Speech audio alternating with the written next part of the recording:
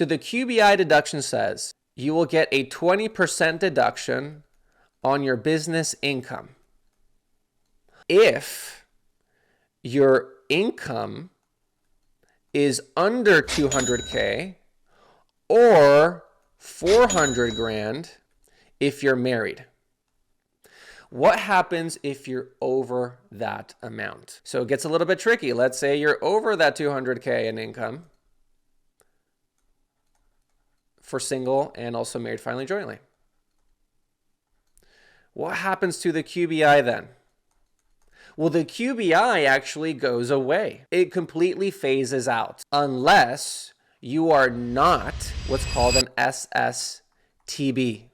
What the heck is an SSTB? So an SSTB is basically an accountant, a financial professional, a consultant, a doctor, a vet, anything where your main business comes from your skill. And I know that sounds kind of stupid, and it is. It's a really interesting part of the tax law, which I don't know why the tax attorneys put this in here, but basically they said, hey, if you're a doctor, accountant, lawyer, you're not going to get this deduction. You're going to actually completely phase out of this. So what's good about my contractors, my tradespeople, my e-commerce people is that you are not one of these. So you actually still get the QBI deduction.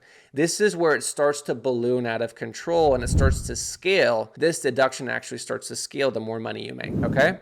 So you're not an SSTB. So what happens here?